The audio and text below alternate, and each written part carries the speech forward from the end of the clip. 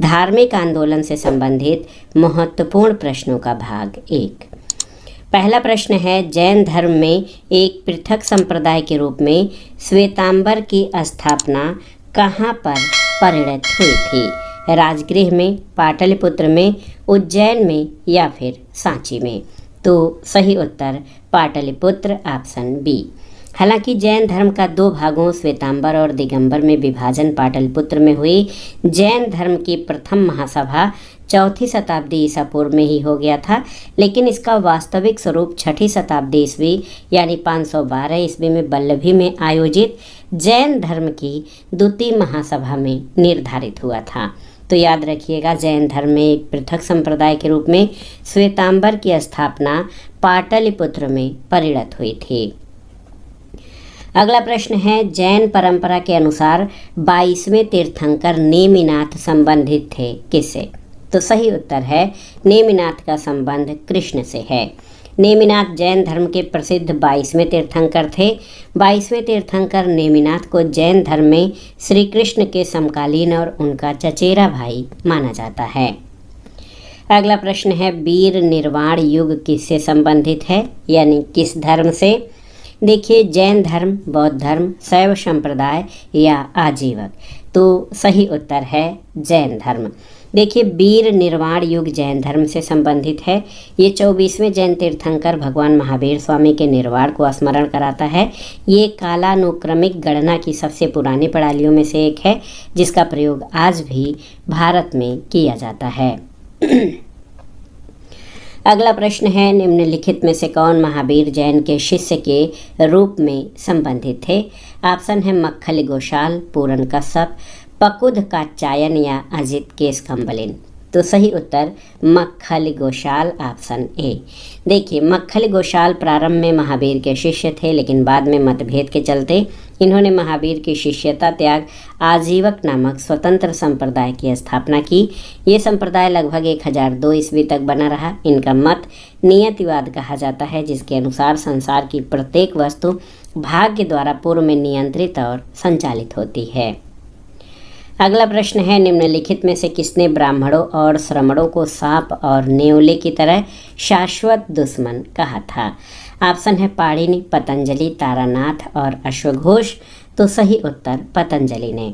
पतंजलि ने अपने महाभाष्य में ब्राह्मणों और श्रमणों को सांप और नेवले की तरह शाश्वत दुश्मन कहा है। पाणिनि संस्कृत भाषा के श्रेष्ठ और प्रसिद्ध और श्रेष्ठ व्याकरणाचार्य थे। अष्टाध्यायी संस्कृत व्याकरण पर लिखी गई इनकी प्रसिद्ध कृति है। पतंजलि व्याकरण महाभाष्य के रचयिता हैं और महाकवि अश्वघोष संस्कृत के प्रथम बौद्ध कवि थे। अश्वघोष सम्राट कनिष्क के दरबार में रहते थे। बुद्ध चरित इनकी प्रसिद्ध रचना है। अगला प्रश्न है, सूची 1 का सूची 2 से सुमेलन करिए और दिए गए कोड से सही उत्तर का चयन करिए। पीतल की बुद्ध मूर्ति ये कांगड़ा से प्राप्त हुई है। कांसे की बुद्ध मूर्ति का संबंध सुल्तानगंज से है। बैठे हुए बुद्ध की मूर्ति का संबंध मानकुंवर से और पार्श्वनाथ की मूर्ति ये भोजपुर से प्राप्त हुई है। तो यहाँ पर सही सुमेलन आपका हो जाएगा 2, 4, 3 और 1। 2, 4, 3 और 1 यहाँ पर आप देख सकते हैं। विकल्प डी आपका सही सुमेलित है।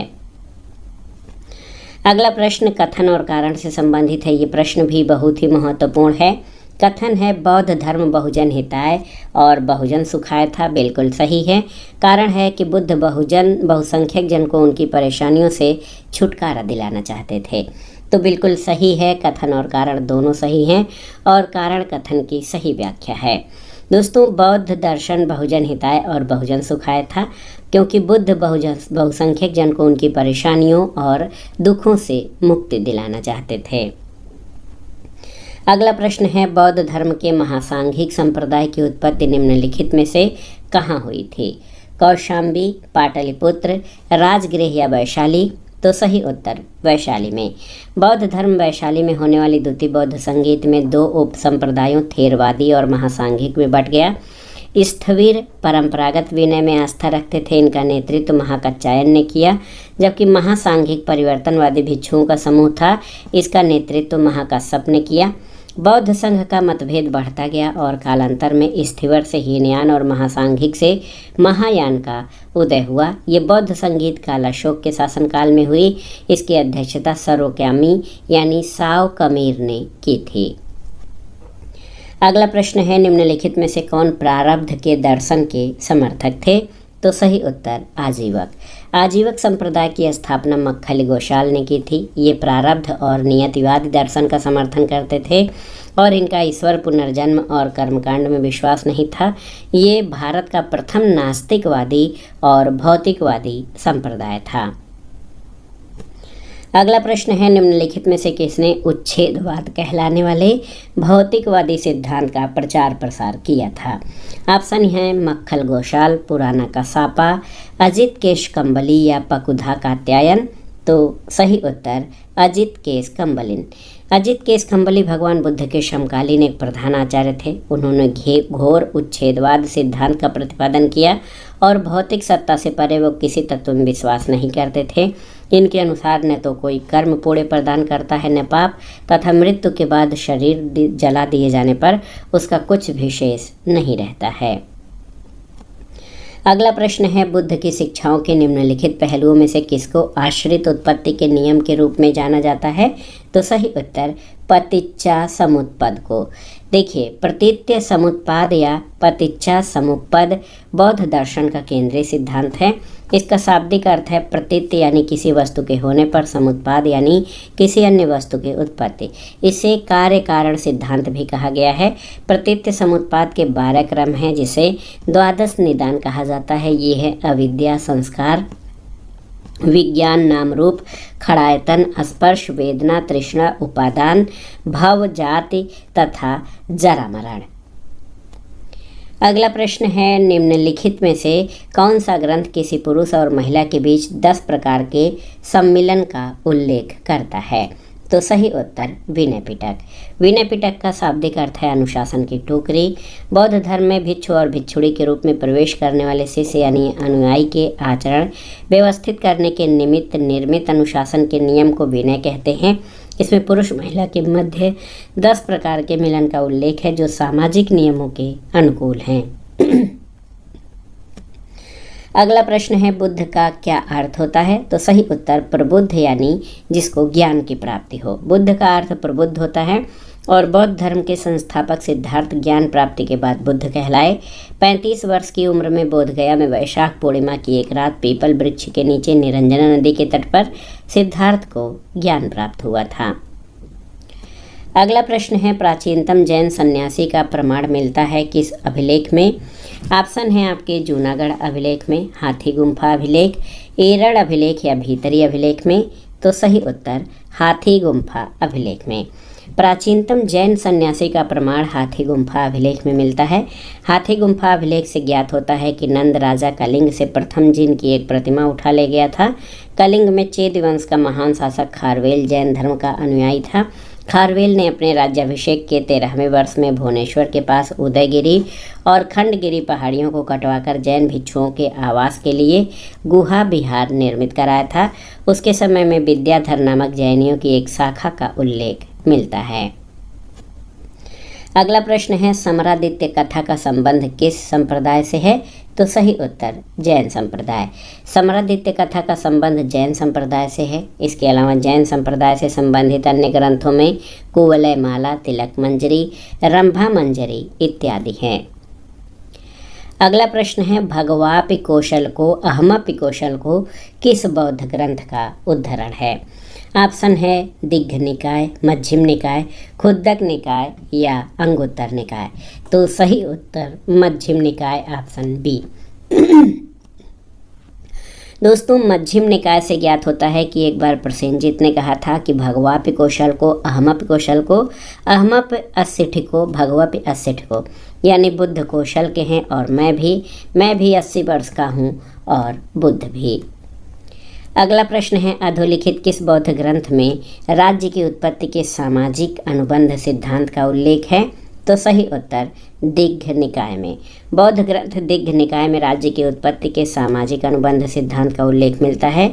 दिग्घ निकाय के अगन्य सूत्र में इसका उल्लेख किया गया है। अगला प्रश्न है दोस्तों, भगवती सूत्र किस धर्म से संबंधित है? तो भगवती सूत्र ये जैन धर्म से संबंधित सर्वाधिक महत्वपूर्ण ग्रंथ है। इसमें जैन धर्म के सिद्धांतों के अतिरिक्त स्वर्ग और नर्क के विषय में विस्तृत वर्णन किया गया है। अगला प्रश्न है, निम्नलिखित में से किससे अर्थ फलक संबंधित है? दिगंबर, श्वेतांबर, आजीवक या हीनयान? तो सही उत्तर अर्थ फलक श्वेतांबर संप्रदाय से संबंधित है। जैन परंपरा में फलक, कौपीन, चीवर आदि वस्त्रावरण है, अतः इनका संबंध श्वेतांबर से है। अगला प्रश्न है, भागवत धर्म का प्रथम ज्ञात यूनानी अनुयायी कौन था? आपको बताना है। ऑप्शन है मेगास्थनीज, डेमेट्रियस, हेलियोडोरस या मिनेंडर। तो सही उत्तर हेलियोडोरस ऑप्शन सी। भागवत धर्म से संबंध प्रथम प्रस्तर स्मारक विदिशा यानी बेसनगर का गरुड़ स्तंभ है। इससे पता चलता है कि तक्षशिला के यवन राजदूत हेलियोडोरस ने भागवत धर्म ग्रहण किया और इस स्तंभ की स्थापना करवाकर उसकी पूजा की थी। इस पर उत्कीर्ण लेख में हेलियोडोरस को भागवत तथा वासुदेव को देव देवस यानी देवताओं का देवता कहा गया है। अगला प्रश्न है, मेरु ब्रह्मांड की संबंधित है किससे? बौद्ध धर्म से, जैन धर्म से, सांख्य धर्म या आजीवक धर्म से? तो याद रखिएगा, मेरु ब्रह्मांड की बौद्ध धर्म से संबंधित है। ऑप्शन ए आपका सही उत्तर है। बौद्ध पाठ्य के अनुसार पर्वत मेरु के चतुर्दिकी भौतिक और आध्यात्मिक ब्रह्मांड की परिकल्पना है, इसलिए मेरु ब्रह्मांड की बौद्ध धर्म से संबंधित है। अगला प्रश्न है दोस्तों, जैन धर्म के प्रथम तीर्थंकर कौन थे? आपको बताना है। तो जैन धर्म के प्रथम तीर्थंकर ऋषभदेव अथवा आदिनाथ थे। ऑप्शन ए आपका सही उत्तर है। बहुत ही महत्वपूर्ण प्रश्न है दोस्तों, आप देख सकते हैं। जैन शब्द संस्कृत के जिन शब्द से बना है जिसका अर्थ विजेता होता है। जैन महात्माओं को निर्ग्रंथ और जैन संस्थापकों को तीर्थंकर कहा गया है। जैन धर्म के प्रथम तीर्थंकर ऋषभदेव अथवा आदिनाथ थे। ऋषभदेव और अरिष्टनेमि का उल्लेख ऋग्वेद में मिलता है और 23वें तीर्थंकर पार्श्वनाथ जबकि 24वें और अंतिम तीर्थंकर महावीर स्वामी थे। अगला प्रश्न है, जैन परंपरा के अनुसार बाहुबली किस तीर्थंकर के पुत्र हैं? तो सही उत्तर ऋषभनाथ के। जैन परंपरा के अनुसार बाहुबली जैन धर्म के प्रथम तीर्थंकर ऋषभदेव के द्वितीय पुत्र थे। भारत के पराक्रमी और प्रथम चक्रवर्ती सम्राट हुए थे। ऋषभदेव के अन्य नाम ऋषभनाथ, आदिनाथ और वृषभनाथ भी है। अगला प्रश्न है, श्वेतांबर परंपरा के अनुसार कौन सी स्त्री तीर्थंकर है? शांतिनाथ, मल्लिनाथ, नेमिनाथ या उपर्युक्त में से कोई नहीं? तो सही उत्तर मल्लिनाथ ये स्त्री तीर्थंकर हैं। श्वेतांबर जैनियों को यति, आचार्य और साधु कहा जाता था, जबकि दिगंबर जैनियों को झुल्लक, ऐल्लक और निर्ग्रंथ कहा जाता था। श्वेतांबर अनुयायी ज्ञान प्राप्ति के बाद भोजन ग्रहण करने में विश्वास करता है, किंतु दिगंबर के अनुसार आदर्श साधु भोजन ग्रहण नहीं करता। श्वेतांबर मत के अनुसार महावीर स्वामी का विवाह हुआ और पुत्री भी उत्पन्न हुई, जबकि दिगंबरों के अनुसार वे अविवाहित थे। श्वेतांबर मत के अनुसार 19वें तीर्थंकर मल्लिनाथ स्त्री थे, जबकि दिगंबरों के अनुसार वे पुरुष थे। अगला प्रश्न है, जैन धर्म का दिगंबर संप्रदाय संबंधित था किससे? तो सही उत्तर है दक्षिणी भारत से। महावीर की मृत्यु के 2 वर्ष के बाद जब मगध में भीषण अकाल पड़ा तब भद्रबाहु के नेतृत्व में कुछ जैन दक्षिण चले गए और बाकी स्थूल बाहु के साथ मगध में रहे। उन जैनियों ने दक्षिण में अपने धर्म का प्रचार किया। अकाल समाप्त होने पर वे पुनः मगध लौटे और उन लोगों को ये मालूम हुआ कि मगध के जैनियों ने अपने स्वामियों के उपदेशों का पालन करना बंद कर दिया है। उन्होंने वस्त्र धारण करना आरंभ कर दिया। भद्रबाहु ने उनको उसी अवस्था में अपना लिया। पाटलिपुत्र में मगध के जैनों ने एक संगीत बुलाई जिसका उद्देश्य था जैन धर्म के सिद्धांतों का संग्रह करना। दक्षिण वाले इसमें शामिल नहीं हुई, न ही उन्होंने इनके निर्णय को माना।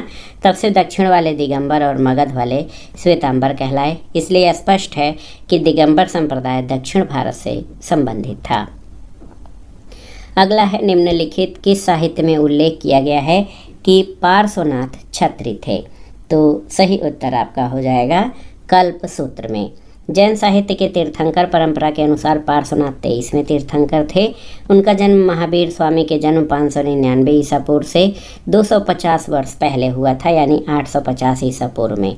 कल्पसूत्र से ज्ञात होता है कि पार्श्वनाथ काशी नरेश इक्ष्वाकु वंशी अश्वसेन के पुत्र थे।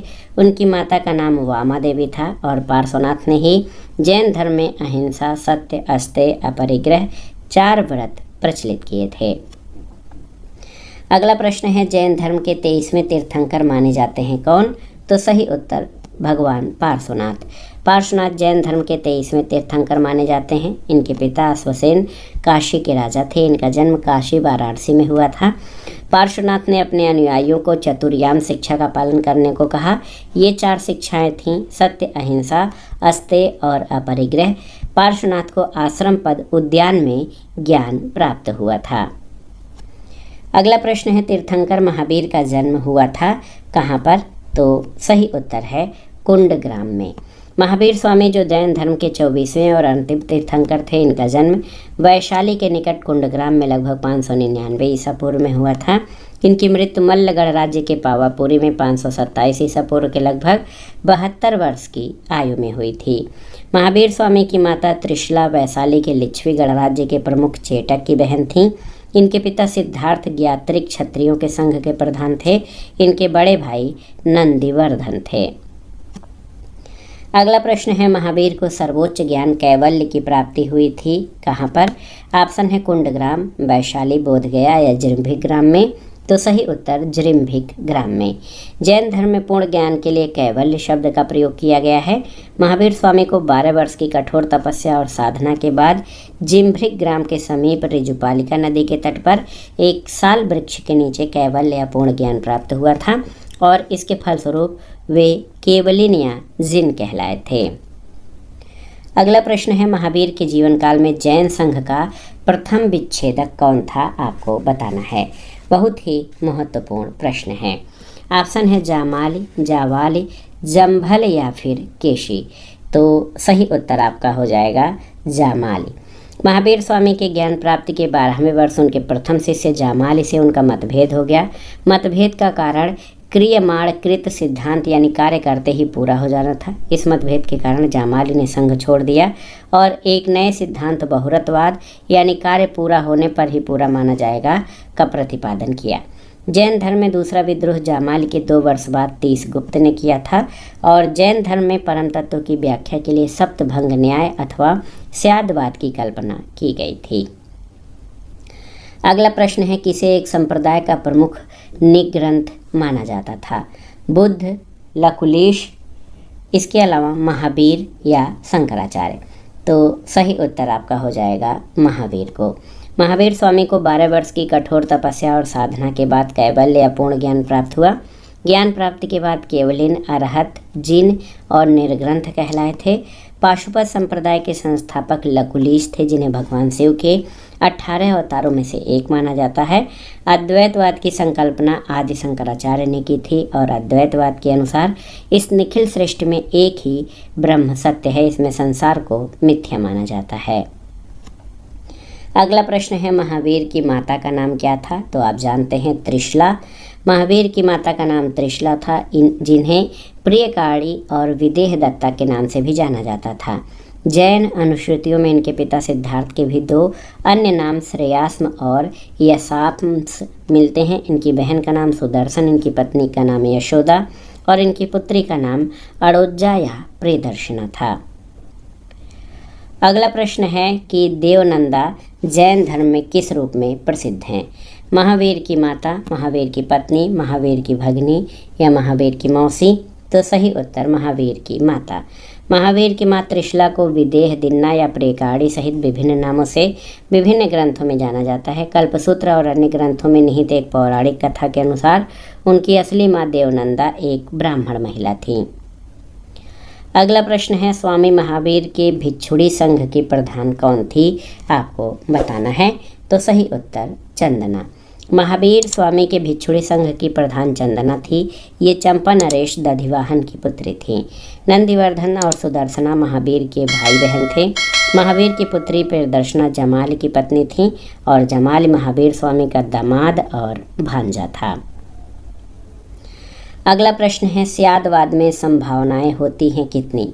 4, 5, 6 या 7। तो सही उत्तर 7 संभावनाएं। स्यादवाद जैन धर्म का प्रसिद्ध सिद्धांत है। इसमें कुल 7 संभावनाएं होती हैं। स्यात् अस्ति, स्यात् नास्ति, स्यात् अस्ति च नास्ति, स्याद् अव्यक्तम, स्यादि अस्ति च अव्यक्तम, स्याद् नास्ति च अव्यक्तम च, स्याद् अस्ति च नास्ति च अव्यक्तम च। अगला प्रश्न है अनेकांतवाद किसका विशेष लक्षण है, आपको बताना है। तो सही उत्तर अनेकांतवाद जैन धर्म का विशेष लक्षण है। महावीर स्वामी ने वेदों की अपौरुषेयता स्वीकार करने से इनकार कर दिया, धार्मिक सामाजिक रूढ़ियों और पाखंडों का विरोध किया। उन्होंने आत्मवादियों और नास्तिकों के एकांतिक मतों को छोड़कर बीच का मार्ग अपनाया, जिसे अनेकांतवाद या स्वादवाद कहा गया। इस मत के अनुसार किसी वस्तु के अनेक धर्म या पहलू होते हैं। अनंत धर्म कम वस्तु और व्यक्ति अपनी सीमित बुद्धि के द्वारा केवल कुछ ही धर्मों को जान सकता है। पूर्ण ज्ञान केवल इनके लिए ही संभव है, इसलिए उनका कहना था कि सभी विचार अंशतः सत्य होते हैं। अगला प्रश्न है निम्न में से किस अवधारणा के अनुसार ये माना जाता है कि सत्य बहुत जटिल होता है, इसमें अनेक पहलू होते हैं। ऑप्शन है आत्मन, शून्यता, अनेकांतवाद या ब्राह्मण। तो सही उत्तर है अनेकांतवाद। अनेकांतवाद या स्यादवाद अथवा सप्तभंगनीय ज्ञान को सापेक्षता का सिद्धांत भी कहते हैं। जैन धर्म के अनुसार संसार में प्रचलित विभिन्न मत और विचारधाराएं न तो पूर्ण सत्य हैं न पूर्ण असत्य। जैन दर्शन के अनुसार एक ही वस्तु एक ही समय में है या नहीं है, दोनों ही बातें सत्य हैं, जैसे ईश्वर है और नहीं भी है। अगला प्रश्न है महावीर की शिक्षा का विशेष नाम क्या है। ऑप्शन है 4 आर्य सत्य, चातुर्याम, पंच महायज्ञ या पंच महाव्रत।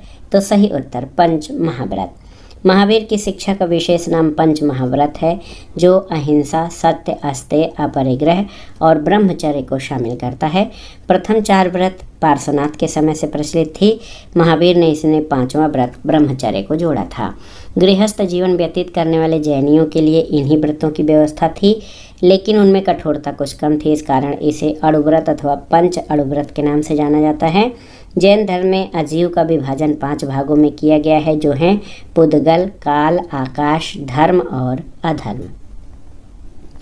अगला प्रश्न है जैन धर्म के सिद्धांतों के अनुकूल नहीं है क्या।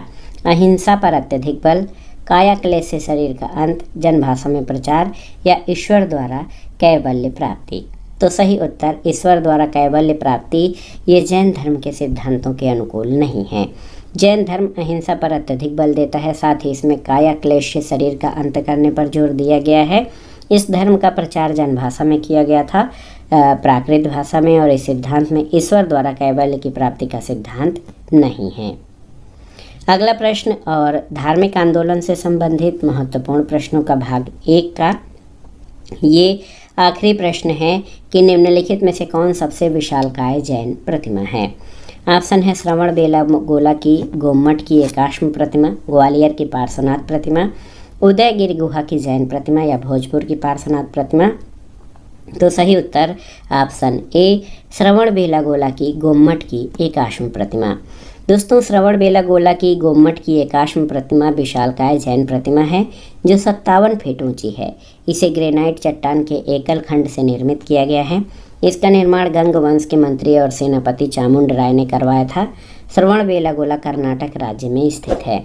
मौर्य शासक चंद्रगुप्त ने अपने अंतिम दिनों में जैन दीक्षा ली और गुरु भद्रबाहु के साथ श्रवण बेलागोला आ गए। यहीं पर उन्होंने संलेखना पद्धति के द्वारा प्राण त्याग किया। श्रवण बेलागोला में भद्रबाहु गुफा और चंद्रगिरि पर्वत स्थित है। तो दोस्तों, ये था आज का वीडियो देखने के लिए धन्यवाद दोस्तों। नमस्कार।